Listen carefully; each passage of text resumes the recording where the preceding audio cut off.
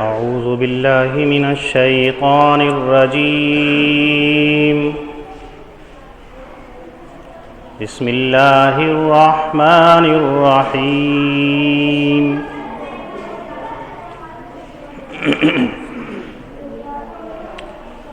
لقد أرسلنا نوحا إلى قومه فقال يا قوم اعبدوا الله ما لكم من إله غيره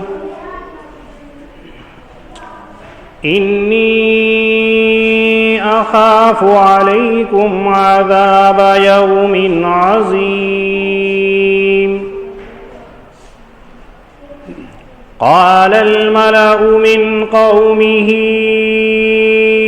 إنا لنراك في ضلال مبين. قال يا قوم ليس بي ضلالة ولكني رسول من رب العالمين أبلغكم رسالات ربي وأنصح لكم وأعلم من الله ما لا تعلمون. صدق الله العظيم.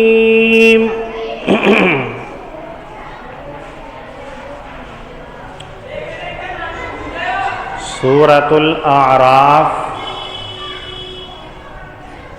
جس کی تفسیر چل رہی ہے شروع سے لے کے اب تک اللہ رب العزت نے اسلام کے جو اصول ہیں توحید، رسالت، آخرت، ان تمام کو ذکر کیا، دلائل سے ثابت کیا، ماننے والوں کے لیے اجر و ثواب اور نہ ماننے والوں کے لیے وعید اور ترہیب کو ذکر کیا. یہاں تک ان تمام چیزوں کا ذکر تھا. اللہ کو ایک ماننا ہے، انسانوں کی رہنمائی کے لیے انبیاءوں کو رسول بنا کر کے بھیجنا ہے، اور ایک وقت موعود تک زندگی گزار کر پھر آخرت کی طرف جانا ہے جہاں دائمی رہنا ہے. جو ان چیزوں کے اوپر ایمان لائے گا، ان چیزوں کے اوپر اپنی پختگی کا اظہار کرے گا، اسے اجر و ثواب دیا جائے گا، اور جو ان کا انکار کرے گا تو اس کو وعیدیں سنائی ہیں، اس کو سزا ملے گی جو آخرت کے اندر ظاہر ہوں گی. اب یہاں سے لے کر کے ختم سورت تک اللہ رب العزت حضرات انبیاء علیہم السلام کے واقعات کو ذکر کرتے ہیں.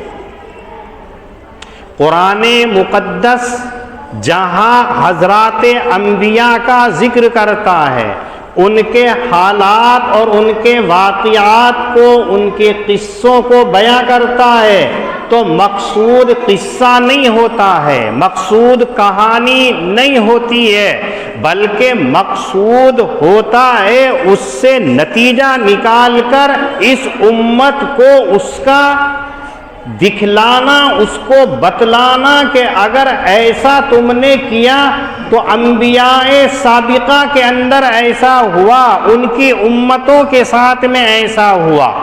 تو واقعات لا کر کے مقصود ہوتا ہے کبھی تو نبی اکرم صلی اللہ علیہ وسلم کو تسلی اور دلاسا دینا مقصود ہوتا ہے، کبھی اس امت محمدیہ کو امم سابقہ کے واقعات سے ڈرانا مقصود ہوتا ہے. یہی وجہ ہے کہ قرآن نے یہاں پر بہت سارے انبیاءوں کے حالات کو، ان کے قصوں کو ذکر کیا ہے. پہلے نمبر پر اللہ رب العزت اس آیت کریمہ کے اندر سیدنا نوح علیہ السلام کے واقعے کو اور ان کے قصے کو ذکر کرتے ہیں. حضرت نوح علیہ السلام حضرت آدم علیہ السلام کے بعد میں سب سے پہلے وہ پیغمبر ہیں کہ جن کو رسالت اور شریعت سے سرفراز کیا گیا. حضرت آدم علیہ السلام کے بعد میں حضرت نوح علیہ السلام کو بھیجا ہے. دونوں کے زمانے کے اندر، دونوں کی آمد کے اندر کتنا فاصلہ ہے، اس سلسلے کے اندر روایتوں کے اندر اختلاف پایا جاتا ہے. حضرت ابن عباس رضی اللہ تعالی عنہ کے روایت سے معلوم ہوتا ہے کہ حضرت آدم علیہ السلام اور حضرت نوح علیہ السلام ان دونوں کے درمیان میں 1000 سال کا فاصلہ ہے. 1000 سال پہلے آدم علیہ السلام اور 1000 سال کے بعد میں حضرت نوح علیہ السلام آئے ہیں. حضرت نوح علیہ السلام حضرت آدم علیہ السلام کی 8ویں پشت کے اندر ہے. روایت میں آتا ہے کہ حضرت آدم اور حضرت نوح کے درمیان میں 10 قرن ہیں، اور قرن عربی کے اندر 100 سال کو کہا جاتا ہے. اس اعتبار سے دونوں کے درمیان میں 1000 سال کا فرق ہو گیا کہ 1000 سال کے بعد میں حضرت نوح علیہ السلام کو دنیا کے اندر بھیجا. اور بعض روایتوں سے معلوم ہوتا ہے کہ حضرت نوح علیہ السلام کو حضرت آدم علیہ السلام سے 856 سال کے بعد میں بھیجا ہے. بہرحال اتنے لمبے زمانے کے بعد میں حضرت آدم علیہ السلام کے بعد میں حضرت نوح نبی بنا کر کے دنیا کے اندر بھیجے گئے ہیں. پہلے نبی ہیں کہ جن کو رسالت دی گئی، جن کو شریعت دی گئی، اس لیے کہ ان سے پہلے کفر و شرک کا کوئی تصور نہیں تھا. تمام وحدانیت کے اوپر عمل کرنے والے تھے. یہی وجہ ہے کہ حضرت آدم علیہ السلام کی شریعت کے اندر جو ہے صرف دنیا کی آبادی اور دنیا کی ضرورت کے متعلق احکام ذکر کیے گئے تھے. لیکن حضرت نوح علیہ السلام کو جب بھیجا گیا ہے تو اس وقت کے اندر لوگوں کے اندر نافرمانی اور سرکشی بڑھ چکی تھی. حضرت نوح علیہ السلام عراق کے علاقے کے اندر بھیجے گئے. مہذب قوم تھی لیکن نافرمان اور ناہنجار قوم تھی. حضرت نوح علیہ السلام وہاں پر آئے اور آ کر کے جو انہوں نے دعوت دی ہے اس کو یہاں ذکر کیا جا رہا ہے. دوسری بات یاد رکھیے گا کہ حضرت نوح علیہ السلام کا نام کیا ہے. ہم صرف نوح کے نام سے جانتے ہیں. قرآن کریم کے اندر بھی نوحی لفظ استعمال ہوتا ہے. اس سلسلے کے اندر بعض کی رائے یہ ہے کہ حضرت نوح علیہ السلام کا نام شاکر ہے، اور بعض حضرات فرماتے ہیں کہ حضرت نوح علیہ السلام کا نام سکن ہے، اور بعض حضرات کی رائے یہ ہے کہ حضرت نوح علیہ السلام کا نام عبد الغفار ہے. چاہے عبد الغفار، شاکر، سکن، لیکن نوح علیہ السلام سے آپ مشہور ہوئے، یہ ان کا نام ہے۔ حضرت نوح علیہ السلام کو آدم اصغر بھی کہا جاتا ہے۔ وجہ اس کی یہ ہے، تفصیل اللہ رب العزت سورہ ہود کے اندر ذکر فرمائیں گے جو آگے چل کے آنے والی ہے، یا اخیر کے اندر سورہ نوح کے اندر ذکر فرمائیں گے۔ حضرت نوح علیہ السلام نے اپنی قوم کو دیکھا کہ وہ بت پرستی کے اندر مشغول ہو گئی ہے، اللہ وحدہ لا شریک کو چھوڑ کر کے اور دیگروں کی پرستش کرنے لگی ہے، معبودان باطلہ کی پرستش کے اندر لگ گئی۔ تو حضرت نوح علیہ السلام کو اللہ نے نبی بنا کر کے بھیجا۔ آپ کی عمر کتنی ہوئی ہے؟ قرآن مقدس کہتا ہے کہ 950 سال ہوئی ہے۔ روایتوں کے اندر آتا ہے کہ 1050 سال آپ کی عمر ہوئی ہے۔ دونوں کے اندر تطبیق آپ ایسے دے سکتے ہیں کہ قرآن مقدس کے اندر جو 950 سال آپ کی عمر بتائی ہے وہ نبوت ملنے کے بعد اور طوفان نوح سے پہلے کا زمانہ ہے۔ آپ کو نبی بنایا گیا، پھر اس کے بعد میں جو طوفان آیا ہے اس سے پہلے کا جو زمانہ ہے وہ 950 سال کا ہے۔ اور حدیث میں نبی کریم صلی اللہ علیہ وسلم فرماتے ہیں کہ حضرت نوح علیہ السلام کو 40 سال کی عمر کے اندر نبی بنایا گیا، اور طوفان کے بعد 60 سال تک آپ زندہ رہے۔ تو 40 سال یہ جو نبوت سے پہلے کی ہے، اور 60 سال وہ ہے جو طوفان کے بعد کی ہے۔ اگر اس کو ملایا جائے تو 1050 سال عمر ہو جاتی ہے سیدنا نوح علیہ السلام کی۔ اللہ رب العزت نے حضرت نوح علیہ السلام کا پہلے ذکر اسی لیے کیا کہ آپ سے ایک نئی نسل کا آغاز ہوا ہے۔ جب آپ لوگوں کو دعوت دیتے رہیں، سمجھاتے رہیں، لیکن ان لوگوں کی نافرمانی حد سے زیادہ بڑھتی گئی، لوگوں کی سرکشی سب سے زیادہ بڑھتی چلی گئی، تو آخر میں تھک کر کے بھی حضرت نوح علیہ السلام نے یہ کہا تھا لا تذرنی، اس روئے زمین کے اوپر نہ ماننے والوں کو اے میرے معبود مت چھوڑنا۔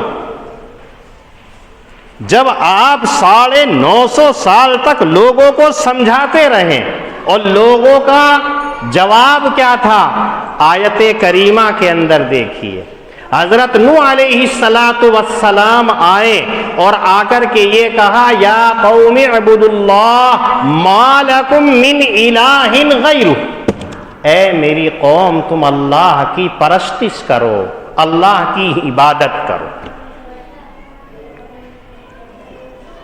اس کے علاوہ تمہارا کوئی معبود ہے ہی نہیں، اور مجھے ڈر ہے تمہارے اوپر ایک بڑے دن کے عذاب، مجھے خوف ہے کہ ایک بڑے دن کے عذاب کا کہ کہیں تم عذاب کے اندر گرفتار نہ ہو جاؤ۔ پہلی آیت کریمہ کے اندر 3 جملے ہیں، ان تینوں جملوں کو علیحدہ یاد رکھیے گا۔ آیت کے آغاز کے اندر اللہ فرماتے ہیں لقد ارسلنا نوحا الی قومی، ہم نے نوح کو اس کی قوم کی طرف رسول بنا کر کے بھیجا، جس سے معلوم ہوا کہ آپ کی نبوت پورے عالم کے لیے نہیں تھی، پورے جہان کے لیے آپ کی دعوت نہیں تھی، بلکہ صرف آپ کی قوم کے ساتھ میں تھی۔ حضرت نوح کو نبی بنایا انہی کی قوم کے لیے، اس لیے کہ وہ لوگ جلدی مان لیتے، اپنے لوگ سمجھتے ہیں، جانتے ہیں، لیکن ہوا کیا؟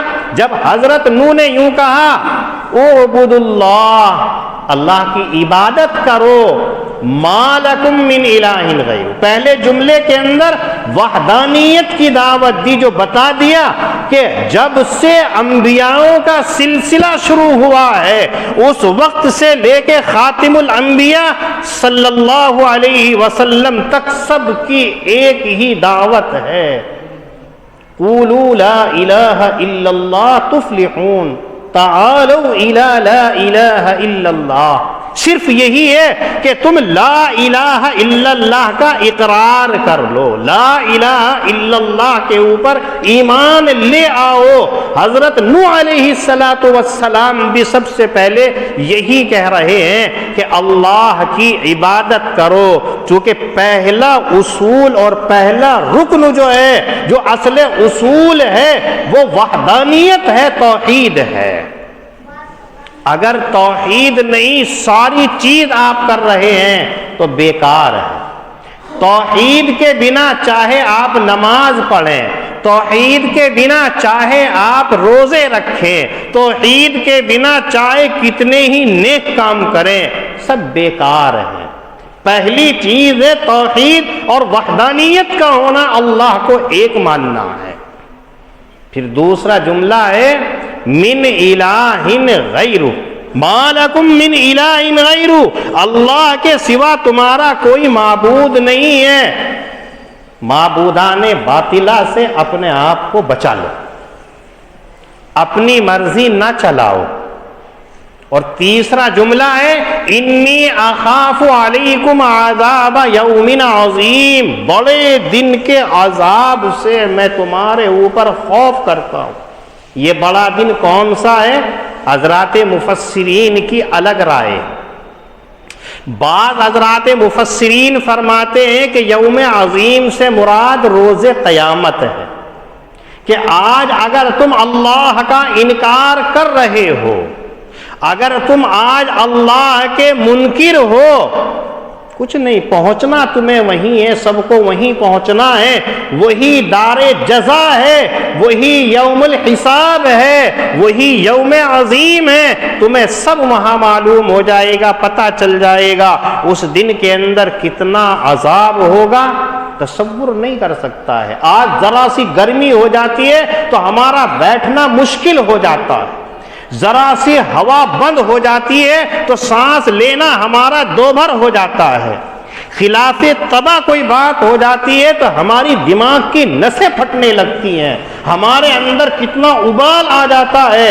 اور جو آخرت کے اندر عذاب ہوگا کتنا خطرناک ہے، کتنا بھاری ہے، کوئی تصور نہیں کر سکتا ہے، جو اللہ نے نافرمان لوگوں کے لیے تیار کر رکھا ہے۔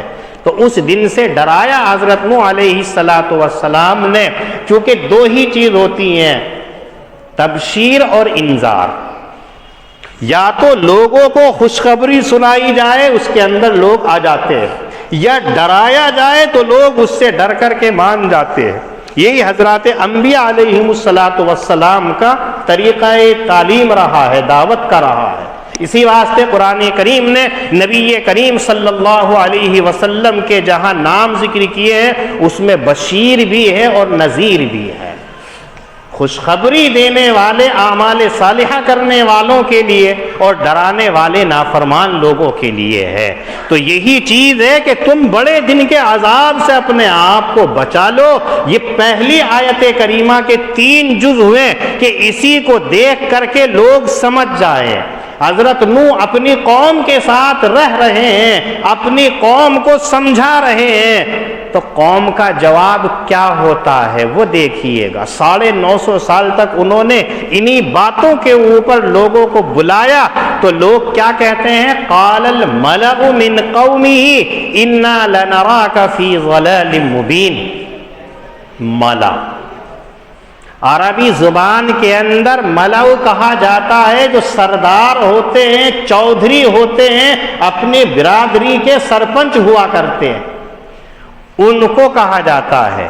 ان لوگوں نے حضرت نوح علیہ السلام کی دعوت کے جواب کے اندر یوں کہا انا لنراک فی ضلال مبین، ہم تو تمہیں بھٹکا ہوا بہکا ہوا سمجھتے ہیں، ہم تمہیں دیکھتے ہیں کہ تم آباء و اجداد کے دین سے طریقے سے بھٹک گئے ہو۔ ہمارے آباء و اجداد کا طریقہ یہ نہیں ہے، ہمارے آباء و اجداد کا طریقہ تو یہ ود کو، سوا کو، یغوث کو، یعوق کو، نصرہ کی پرستش کی جائے، عبادت کی جائے، ان کو معبود مانا جائے، اور تم کہتے ہو لا الہ الا اللہ۔ تم بھٹک گئے، آپ دیکھیں کتنی تکلیف ہوگی۔ اپنے اوپر آپ سوچئے کہ آپ لوگوں کو یہ کہہ رہے ہیں یہاں قدم نہ رکھو کانٹا پڑا ہوا ہے، یہاں قدم نہ رکھو یہاں آگ کی چنگاری پڑی ہوئی ہے، اس طرف کو مت جاؤ یہاں خاردار راستہ ہے، ادھر کو نہ جاؤ کہ ادھر کو تمہیں تکلیف پہنچ سکتی ہے، آپ کی جان جا سکتی ہے۔ اس کے جواب کے اندر وہ کیا کہے، میں تم اپنے گھر جا کر کے بیٹھو، تم سے زیادہ میں سمجھدار ہوں، مجھے پتا ہے کیا نہیں ہے۔ تو آپ کو کتنی تکلیف ہوگی، آپ اپنی آنکھوں سے دیکھ رہے ہو، لیکن وہ آپ کو اگنور کر کے، آپ کو نظر انداز کر کے، آپ کی بات کو انسنا کر کے ادھر کو جاتا ہے، تو آپ کے دل کے اندر کتنا غصہ آئے، کیسا عجیب اور احمق اور بے وقوف ہے۔ میں اسے سیدھی بات بتا رہا ہوں، اسے بچا رہا ہوں ان چیزوں سے، اور یہ مجھے ایسا کہہ رہا ہے، کتنی تکلیف۔ حضرت نوح علیہ السلام کو بھی کتنی تکلیف ہوگی۔ جواب دیکھیے گا، وہ جواب ہمارے لیے مشعل راہ ہے، آج بھی ہمارے لیے وہی اصل ہے جو جواب دیا ہے حضرت نوح علیہ السلام نے اپنی قوم کے اس جواب کے بدلے کے اندر، کہ وہ سمجھا رہے ہیں بھٹکے ہوئے خود ہیں، ضلالت و گمراہی کے اندر پڑے ہوئے خود ہیں، صراط مستقیم سے ہٹے ہوئے ہیں، اور جو سیدھے راستے پر ہے اسی کو کہا جا رہا ہے لنراک فی ضلال مبین۔ تم تو گمراہ ہو گئے ہو، تم بھٹکے ہوئے ہو، تمہیں پتہ نہیں ہے، کتنا غصہ آئے گا۔ آپ جماعت میں نکل کے دیکھیے ان لوگوں کو کیا کہا جاتا ہے۔ وہ گھر پہ جا کر کے دستک دیتے ہیں تو کوئی اس کو کہتا ہے ان کو کوئی اور کام ہی نہیں ہے، بس آ گئے صبح صبح کھٹک کھٹک کرنے کے لیے۔ کوئی دھتکار دیتا ہے، کوئی بھگا دیتا ہے۔ مسجدوں کے اندر دیکھو کیا حال ہوتا ہے۔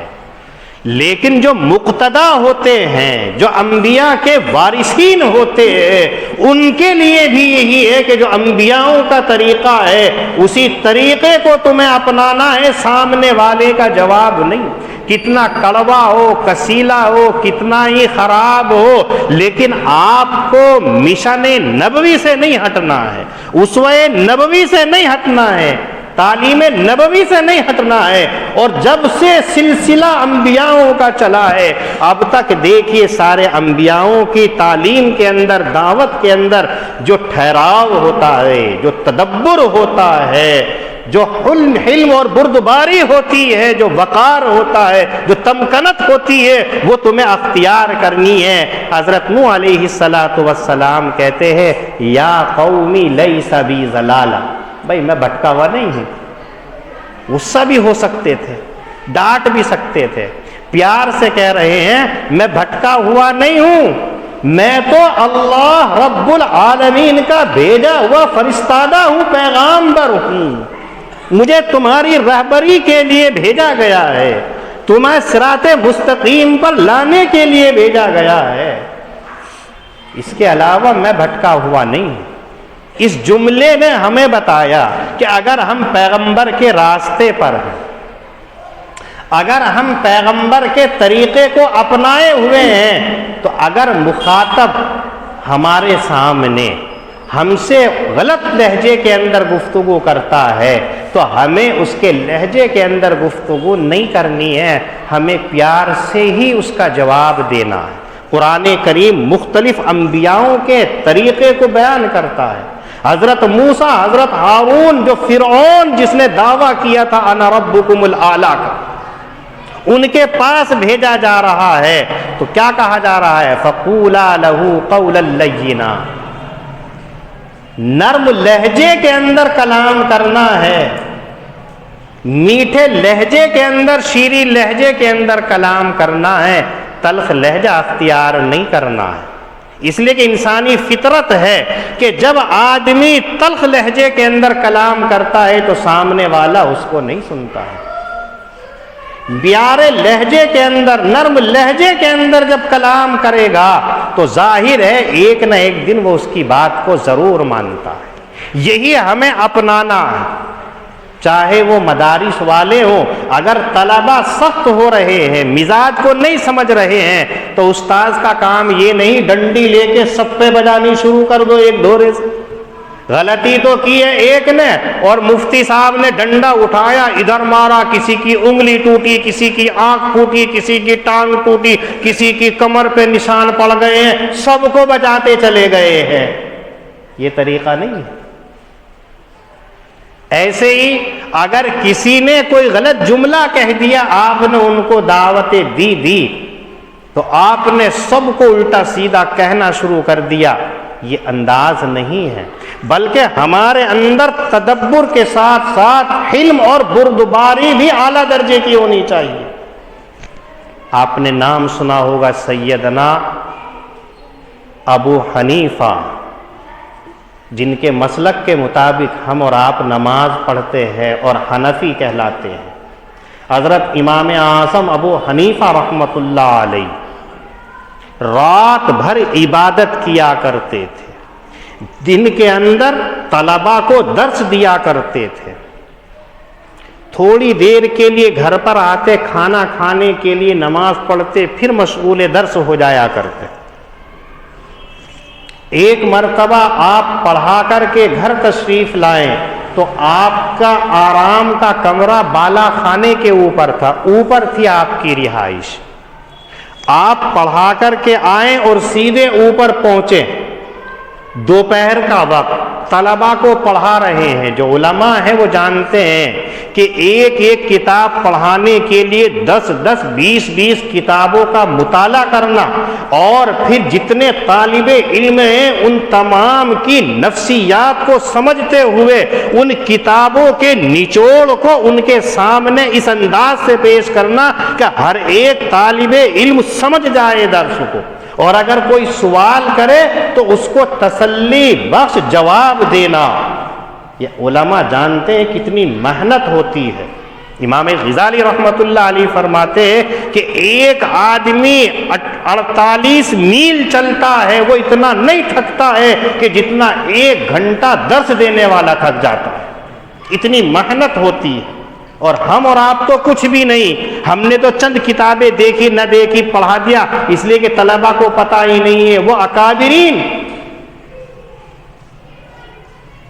جو اپنے وقت کے مجدد ہیں، اپنے وقت کے فقیہ ہیں، مجتہد ہیں، مسائل کا استنباط کر رہے ہیں، ان کی کتنی محنت ہے کہ وہ رات دن کتابوں کے اندر کھوئے ہوئے ہیں، کتنی محنت کر کے پڑھانے جاتے، پھر پڑھا کر کے آتے۔ دوپہری کا وقت آپ پڑھا کر کے آئے، دوپہر میں اوپر پہنچے، شدید ترین گرمی، بیٹھے ہی تھے کہ دستک ہوئی۔ آپ نے اوپر سے پوچھا کون ہے؟ کہ حضرت مجھے ایک مسئلہ معلوم کرنا ہے۔ عالم سب چیزوں کو منع کر دے گا لیکن مسئلے مسائل کو کبھی نہیں منع کرے گا۔ حضرت کہنے لگے میں ابھی آتا ہوں۔ نیچے آئے، جیسے ہی نیچے پہنچے تو سائل کہنے لگا حضرت معذرت چاہتا ہوں، مسئلہ بھول گیا۔ کہنے لگے کوئی بات نہیں، جب یاد آ جائے پھر معلوم کر لینا۔ حضرت اوپر پہنچے، یہ سائل تھوڑا آگے چلا، پھر واپس آیا، آپ بیٹھے ہی تھے، دستک دی اور کہا حضرت یاد آ گیا۔ حضرت بولے اچھا۔ آپ نیچے آتے ہیں، آدھی سے تھوڑے نیچے اترتے ہیں تو کہنے لگا حضرت بھول گیا میں۔ کہنے لگے کوئی بات نہیں، جب یاد آ جائے پھر معلوم کر لینا۔ مزہ تو آتا سننے میں، لیکن تصور کیجئے اگر ہمارے ساتھ یہ ہونے لگے تو ہمارا کیا حال ہو۔ حضرت پھر اوپر پہنچے، زینے پہ چڑھنا، ایک دفعہ زینے پہ چڑھ جائیں تو سانس پھولنے لگتا ہے، اور اگر تھکا ہوا ہو تو کتنی پریشانی ہوتی ہے۔ آپ اوپر پہنچے تھے، اوپر والی سیڑھی پہ قدم رکھا، پھر کہتا حضرت یاد آ گیا، کہا اچھا میں آتا ہوں۔ تھوڑے نیچے اترے تو پھر کہنے لگا حضرت گستاخی معاف، بھول گیا میں۔ کہنے لگے کوئی بات نہیں۔ حضرت چلے گئے اندر، تھوڑی دیر کے بعد میں پھر دستک دیتا ہے اور کہتا ہے کہ حضرت یاد آ گیا۔ اوپر سے 4 چکر، بڑھاپے کا عالم، دوپہری ہے، گرمی ہے، زینے پہ چڑھنا اور اترنا ہے، بھوکے ہیں، پیاسے ہیں، لیکن کتنے چکر ہیں۔ آپ سائل کو یوں نہیں کہہ رہے ہیں کہ تو نے مجھے پریشان کر دیا۔ ہمارا تو حال یہ ہے کہ اگر ہم لیٹے ہوئے ہیں، کوئی مسئلہ پوچھنے کے لیے آیا تو ہم کیا کہہ دیتے؟ آرام کرنا، چلو ابھی نہیں ہے۔ اور اگر ایک مرتبہ پوچھنے کے بعد دوبارہ کر لیا تو اس کی خیر نہیں ہوتی ہے، کیا حال ہوتا ہے؟ امام اعظم ابو حنیفہ رحمۃ اللہ علیہ اعظم اور اکبر اس ویسے نہیں بنے۔ آپ آئے، پوچھا کیا مسئلہ ہے؟ آپ دیکھیے گا اپنا حضرت امام اعظم کے تحمل کو جو ہمیں اپنانا، جو قرآن کریم ہمیں بتلاتا ہے۔ ہم جب دوسروں کو دعوت دے تو ہمارے اندر کتنی سمائی ہونی چاہیے، کتنی گہرائی اور گہرائی ہونی چاہیے، کتنا برداشت کا مادہ ہونا چاہیے۔ امام اعظم ابو حنیفہ رحمۃ اللہ علیہ نیچے آئے تو وہ سائل یوں کہتا حضرت یہ بتائیے پاخانہ میٹھا ہوتا ہے یا نمکین ہوتا ہے؟ کیسا سوال ہے، بھونڈا سوال، لغو اور عبث سوال، شریعت کا اس سے کوئی تعلق نہیں ہے۔ نماز سے متعلق ہوتا، دینیات سے متعلق ہوتا، کسی اور چیز سے ہوتا نہیں۔ کتنا غصہ، 4 دفعے چکر لگایا اور پوچھ بھی رہا ہے تو کیا کہہ رہا ہے؟ پاخانہ میٹھا ہوتا ہے یا نمکین ہوتا ہے؟ کتنا غصہ ہے۔ لیکن امام اعظم ابو حنیفہ رحمۃ اللہ علیہ بڑے میٹھے انداز کے اندر یہ کہتے ہیں کہ بھائی اگر تازہ ہوتا ہے تو وہ میٹھا ہوتا ہے، اور جب وہ سوکھ جاتا ہے، خشک ہو جاتا ہے تو وہ نمکین ہو جاتا ہے۔ جواب مل گیا، چلے جانا چاہیے تھا۔ اس کی مزید ڈھٹائی دیکھیے کہ سوال کرتا ہوا یوں کہتا ہے کہ آپ نے کھا کر کے دیکھا؟ امام اعظم ابو حنیفہ رحمۃ اللہ علیہ سے اس سے زیادہ بیکار سوال کوئی کر ہی نہیں سکتا ہے۔ اور ہمارا حال کہ ہماری طبیعت کے خلاف اگر کوئی پوچھ لیتا ہے تو الامان الحفیظ، اور اگر ہمیں مسئلہ معلوم نہیں اور کسی نے پوچھ لیا تو اپنے وقار کو بچانے کے لیے اسے ڈانٹ دیتے ہیں، تیری ضرورت کی چیز ہے، نماز کو پڑھتا نہیں ہے، سوال کرتا ہے۔ اپنے آپ کو یوں نہیں کہتا ہے لا علم، مجھے پتہ نہیں، جبکہ حکم یہ ہے کہ اگر معلوم ہے تو بتا دینا چاہیے، اور اگر معلوم نہیں ہے تو نہیں بتانا چاہیے۔ عبداللہ ابن مسعود رضی اللہ تعالیٰ عنہ فقیہ وقت ہے کہ جن کے فقہ کے اوپر حنفی مسلک کا دار و مدار ہے۔ 20 سال تک نبی اکرم صلی اللہ علیہ وسلم کی خدمت ایسی کی کہ اکثر لوگوں کو، آنے والوں کو یہ پتہ نہیں چلتا تھا کہ حضرت عبداللہ ابن مسعود رضی اللہ تعالیٰ نبی کریم صلی اللہ علیہ وسلم کے گھر کے فرد ہیں یا باہر کے۔ اتنے ساتھ رہتے تھے کہ آپ کا لقب ہی صاحب الوسادۃ والنعلین پڑ گیا تھا۔ حضرت عمر فاروق رضی اللہ تعالیٰ عنہ نے یہ اعلان کرا دیا تھا کہ جب تک مدینہ منورہ کے اندر ابن مسعود رضی اللہ تعالیٰ عنہ کسی اور کو مسئلہ بتانے کی، فتویٰ دینے کی ضرورت نہیں ہے۔ اتنا بڑا فقیہ موجود ہے، مسجد نبوی کے اندر بیٹھا ہوا ہے، ایک شخص آ کر کے سوال کرتا ہے، مجمع ہے، پوچھا تو آپ کہتے ہیں لا علم، مجھے نہیں پتا، چلا گیا۔ دوسرے نے آ کر کے اسی مجمع کے اندر معلوم کیا دوسرا مسئلہ، تو اس کے جواب کے اندر بھی یہی کہا لا اعلم، مجھے نہیں پتا۔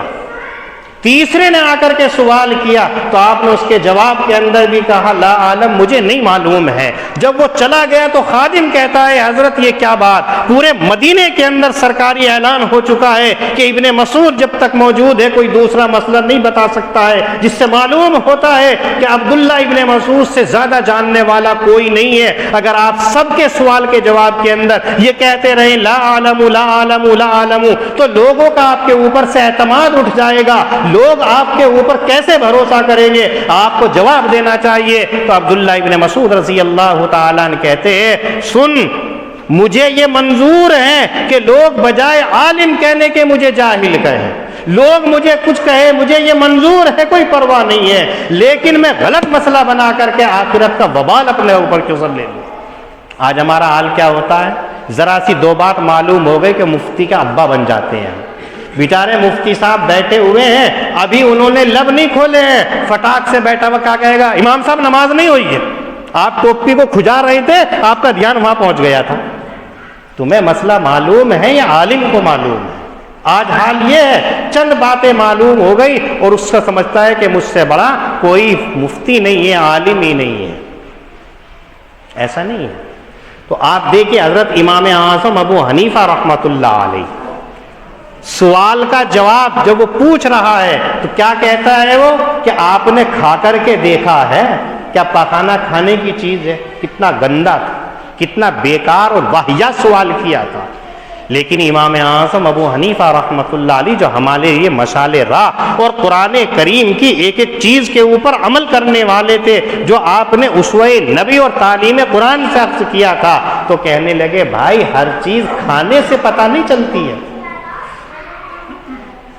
بلکہ میں نے یہ دیکھا ہے کہ جب تازہ پاخانہ ہوتا ہے تو اس کے اوپر مکھی بیٹھتی ہے، اور جب وہ خشک ہو جاتا ہے تو اس کے اوپر مکھی نہیں بیٹھتی ہے۔ اس سے پتہ چلتا ہے کہ مکھی کی فطرت ہے کہ میٹھے کے اوپر تو آتی ہے، نمکین کے اوپر نہیں آتی۔ تو سوکھنے کے بعد میں وہ نمکین ہو گیا ہے اور سوکھنے سے پہلے میٹھا ہوتا ہے۔ یہ ہے امام اعظم ابو حنیفہ رحمۃ اللہ علیہ کا علم اور بردباری، اور یہی حضرات انبیاء علیہم الصلاۃ والسلام کی تعلیم کا طریقہ ہے کہ وہ بھی یہی اپناتے تھے کہ جب قوم یہ کہہ رہی ہے نوح علیہ الصلاۃ والسلام کو انا لنراک فی ضلال مبین، ہم تمہیں بہکا ہوا دیکھتے ہیں، تو جواب کے اندر کہتے ہیں لیس بی ضلالہ، بھئی میں بہکا ہوا نہیں ہوں، ہاں میں رب العالمین کا بھیجا ہوا ہوں، اور کام کیا ہے، ابلغکم رسالات ربی وانصح لکم واعلم من اللہ ما لا تعلمون۔ تین باتیں فرمائی۔ پہلا کام میرا یہ ہے کہ جتنے پیغامات خداوندی ہیں وہ تمام تم تک میں پہنچاتا ہوں، اور دوسرا کام یہ ہے میں تمہارے لیے نصیحت کرتا ہوں، تمہیں سمجھاتا ہوں، اور تیسرا یہ ہے کہ جو کچھ میں جانتا ہوں اللہ کی طرف سے تم نہیں جانتے ہو، میں تم سے اس کے اوپر نہ کوئی اجرت مانگتا ہوں نہ کوئی چیز مانگتا ہوں۔ قرآن کریم کہتا انبیاءوں نے سب نے یہی کہا ما اسألکم علیہ من اجر ان اجری الا علی اللہ رب العالمین، ہم تم سے محنت نہیں مانگتے، مزدوری نہیں مانگتے، اجرت نہیں مانگتے، ہمارے محنتانہ، ہماری مزدوری، ہماری اجرت جو ہے رب العالمین کے اوپر ہے، ہم تو تمہیں پیغام خداوندی پہنچا رہے ہیں، تمہارے لیے خیر خواہی کا معاملہ کر رہے ہیں، اور تمہارے مقابلے کے اندر ہم ان چیزوں کو جانتے ہیں جو اللہ نے ہمیں علم دیا ہے، تم نہیں جانتے ہو۔ اور پھر ان لوگوں نے ایک سوال اور کیا تھا، ما ھذا الا بشر مثلکم، نوح پیغمبر، یہ تو ایک انسان ہے تمہارے ہی جیسا، اگر پیغمبر ہوتا تو اللہ ملائکہ کو بھیجتے، فرشتوں کو بھیجتے، وہ آ کر کے ہماری رہنمائی کرتے، ہماری رہبری کرتے، یہ تو ہماری ہی طرح کا ہے۔ اسے آپ اپنے ماحول کے اندر بھی دیکھ لیجئے کہ اگر آپ کے علاقے کا چھوٹا سا بچہ عالم بن جائے تو بڑے بوڑھے کیا کہیں گے، یہ تو ہمارا جاکت ہے، اس کی بات ہم مانیں گے، مانتے نہیں، خاطر میں نہیں لاتے ہیں۔ وہ بھی یہ کہتے تھے ما ھذا الا بشر مثلکم، ہماری طرح تمہاری طرح ایک انسان ہے، کھاتا ہے، پیتا ہے، سوتا ہے، جاگتا ہے، سارے کام ہمارے جیسے کرتا ہے، یہ ہمارا رسول اور پیغمبر کیسے ہو سکتا ہے؟ اگر اللہ کو بھیجنا ہی تھا تو فرشتوں کو بھیج دیتے، پیغمبر کو بنا کر کے بھیجتے، کسی ملائکہ کو، انسانوں کو بنا کر کے بھیجا، یہ ہمارا مقتدر نہیں ہو سکتا۔ نبی کریم صلی اللہ علیہ وسلم کو بھی لوگوں نے یہ کہا تھا، جب آپ نے دعوت دی تو انہوں نے یہ کہا تھا کہ آسمان سے اللہ تعالیٰ ایک فرشتے کو بھیجتا اور اس فرشتے کے پاس میں پرچہ ہوتا، اس پرچے کے اندر سب سرداروں کے نام ہوتے اور اس میں یہ لکھا ہوا ہوتا کہ ہم محمد ابن عبداللہ کو تمہارے پاس اپنا نام نائب، اپنا خلیفہ، اپنا نبی، اپنا رسول بنا کر کے بھیج رہے ہیں، تم اس کی بات کو مان لو۔ ہمارے پاس کوئی پرچہ ورچہ نہیں آیا، ہم اس کو نبی نہیں مانتے۔ اللہ کو اگر بھیجنا تھا تو آسمان سے ایک فرشتے کو منادی کرنے والا بنا کر کے بھیج دیتے، وہ اعلان کرتا۔ اللہ کو اگر نبی بنانا تھا تو کسی فرشتے کو بھیجتے، اس کی بات مان دے تو ہمارے جیسا ہے، ہم کیسے مانیں گے؟ تسلی کے لیے آیت کریمہ کے اندر کہ حضرت نوح علیہ السلام کو بھی ان لوگوں نے یہی کہا تھا کہ تم تو ہمارے ہی جیسے ہو، ہم تمہیں کیسے مان لے؟ تو اس کے اندر جواب دیا، اوا عجبتم ان جاءکم ذکر من ربکم علی رجل منکم، تمہیں تعجب ہو رہا ہے کہ تمہارے رب کی نصیحت اور ذکر اور خیر خواہی جو ہے ایک مرد کی زبانی تم تک پہنچی ہے جو تم ہی میں سے ہے، تم سمجھو گے نہیں۔ اس کے اندر کتنی بڑی مصلحت ہے۔ اگر ہمارے ہی جیسا پیغمبر ہونے کے بعد میں اللہ کی عبادت کر رہا ہے تو کل قیامت کے روز ہم اللہ کے سامنے عذر پیش نہیں کر سکتے ہیں کہ ہم سے یہ کام نہیں ہو سکتا تھا۔ اگر نبی بنا کر کے کسی فرشتے کو بھیجتے تو وہاں یہ کہہ دیتے وہ تو گناہوں سے پاک ہے، خواہشات سے بری ہے، اس کے اندر تو بشری تقاضا نہیں ہے، وہ تو عبادت ہی عبادت کے اندر لگا ہوا ہے، اس کے اندر حیوانیات نہیں ہے، نفسانیات نہیں ہے، خواہشات نہیں ہے۔ اگر وہ عبادت میں لگ رہا ہے، نمازیں پڑھ رہا ہے، روزے رکھ رہا ہے تو کون سی کمال کی بات ہے؟ ہمارے اندر تو نفس امارہ بھی ہے، شیطان بھی ہمارے ساتھ میں ہے، بشری تقاضے بھی ہیں، ہم کیسے نماز پڑھتے؟ تو یہ ہمارا عذر وہاں ہو سکتا تھا، لیکن نبی انسانوں میں سے بنا کر کے اس عذر کو ختم کر دیا کہ نبی کو دیکھیے، آقا صلی اللہ علیہ وسلم کو دیکھیے کہ آپ نکاح بھی کر رہے ہیں، عبادت بھی انجام دے رہے ہیں، آپ سو بھی رہے ہیں، عبادت بھی انجام دے رہے ہیں، آپ دعوت و تبلیغ کا کام بھی کر رہے ہیں، اصلاح قوم کا کام بھی کر رہے ہیں، تزکیہ نفس بھی کر رہے ہیں، قرآن کریم کی تلاوت بھی کرتے ہوئے لوگوں کو دعوت بھی دے رہے ہیں، سارے کام کر رہے ہیں، تو قیامت میں اللہ کے سامنے کوئی عذر پیش نہیں کر سکتا ہے۔ یہ خاص مصلحت ہے کہ اللہ نے انسانوں میں ہی سے نبی بنا کر کے بھیجا ہے، ورنہ تو اللہ تو قادر مطلق ہے، جس کو چاہتے نبی بنا کر کے بھیج دیتے، جس کو چاہتے رسول بنا کر کے بھیج دیتے، لیکن اللہ نے انسانوں کو بنا کر کے بھیجا کہ دیکھ تمہاری طرح گوشت پوشت کا انسان ہے، کھانے پینے کی سارے تقاضے اس کے ساتھ میں ہیں، پھر بھی عبادت کر رہا ہے۔ یہیں سے ایک بات یہ بھی یاد رکھیے کہ آج ایک مخصوص ایسا طبقہ ہے جو نبی اکرم صلی اللہ علیہ وسلم کو بشر ہونے سے منکر ہے، بشر کا انکار کرتے ہوئے اس کو نور کہتا ہے۔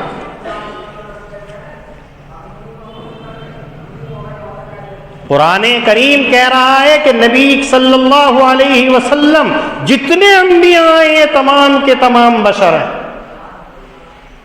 بشر ہی تو ہمارا رہنما ہو سکتا ہے، رہبری کر سکتا ہے۔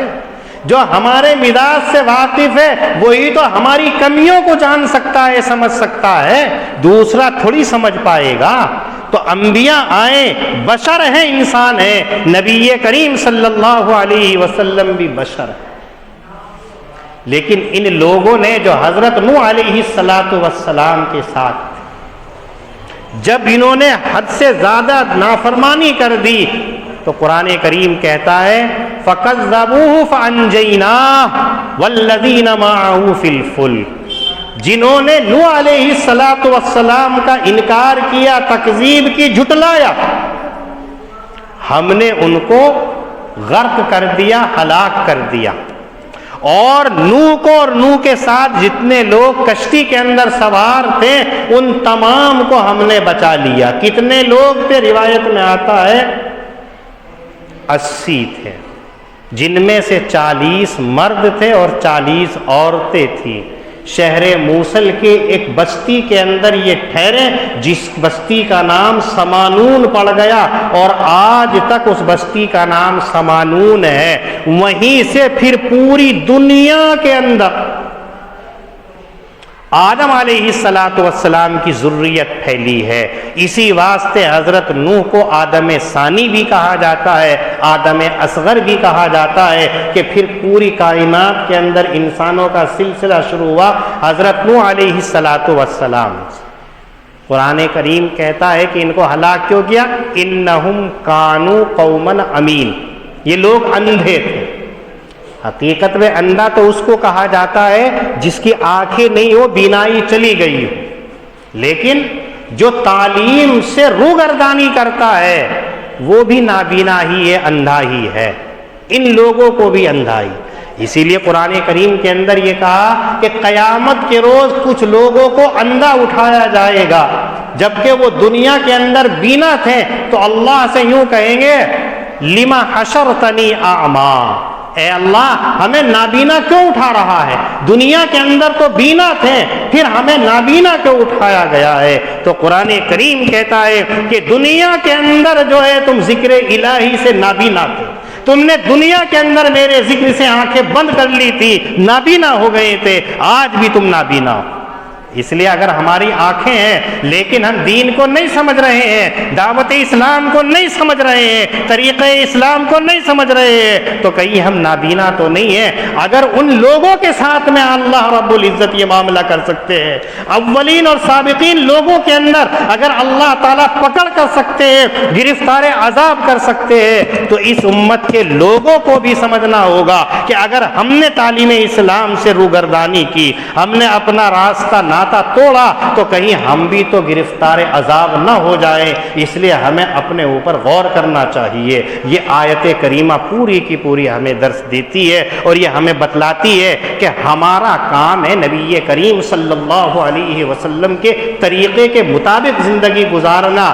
دو ہی کام ہوں گے، یا تو ہم لوگوں کو سمجھانے والے ہوں گے یا ہم لوگوں کی بات سمجھنے والے ہوں گے۔ اگر ہم سمجھانے والے ہیں تو ہماری ذمہ داری بڑھ جاتی ہے، چونکہ انبیاء کے وارثین ہو جاتے ہیں، انبیاء کے نائب میں آ جاتے ہیں، اور انبیاءوں کو یہ کہا ہے کہ نرم لہجے کے اندر، شیریں لہجے کے اندر کلام کرنا ہے، میٹھے لہجے کے اندر کلام کرنا ہے، سامنے والا کیسا ہے اس کو نہیں دیکھنا ہے، تب جا کر کے آپ حق ادا کریں گے۔ ایسا نہیں ایک مرتبہ سمجھا دیا، دو مرتبہ سمجھا دیا، تین مرتبہ سمجھا دیا، پھر کہتے تو جانے تیرا کام جانے، ہم تو کسی اور کو کریں گے۔ ایسا نہیں، آپ بار بار کرتے رہیے۔ آپ کا کام جو ہے صرف بتلانا ہے، اس کو ہدایت دینا آپ کا کام نہیں ہے۔ نبی کریم صلی اللہ علیہ وسلم کو بھی اللہ نے یہ کہا انک لا تہدی من احببت ولکن اللہ یہدی من یشاء، اگر اے محمد تو چاہے جس کو چاہے ہدایت دے دے تو نہیں دے سکتا، یہ تو اللہ کا کام ہے، جس کو چاہے ہدایت دے دے۔ اور خود اللہ کے نبی صلی اللہ علیہ وسلم کو یہ کہہ دیا لست علیہم بمسیطر لست علیہم بوکیل، کہ تم ان کے بیرسٹر نہیں ہو، تم ان کے وکیل اور نگراں نہیں ہو، تمہارا کام ہے پیغام پہنچا دینا، بس ہمیں پہنچاتے رہنا ہے، لیکن اس سے منہ نہیں موڑنا ہے۔ ہم نے ایک مرتبہ کہہ دیا چپ کے ہو گئے، بار بار ہمیں یہ اپنانا ہے۔ اور حضرت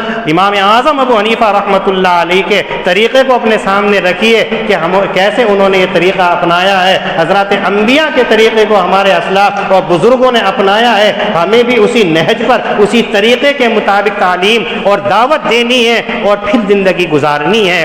لقد ارسلنا نوحا الی قومه، یقیناً ہم نے بھیجا نوح کو اس کی قوم کی طرف رسول بنا کر، فقال یا قومی، تو نوح علیہ السلام نے کہا اے میری قوم عبادت کرو تم اللہ کی، ما لکم من الہ غیرہ، اس کے سوا تمہارا کوئی معبود نہیں ہے، انی اخاف علیکم عذاب یوم عظیم، مجھے خوف ہے تمہارے اوپر بڑے دن کے عذاب سے۔ قال الملأ من قومی، اس کی قوم کے سردار بولے انا لنراک فی ضلال مبین، یقیناً ہم تجھے کھلی گمراہی کے اندر دیکھتے ہیں۔ قال یا قوم لیس بی ضلالہ، نوح علیہ السلام نے کہا اے میری قوم میں بہکا ہوا نہیں ہوں، لیکن میں جہان کے پروردگار کا رسول ہوں۔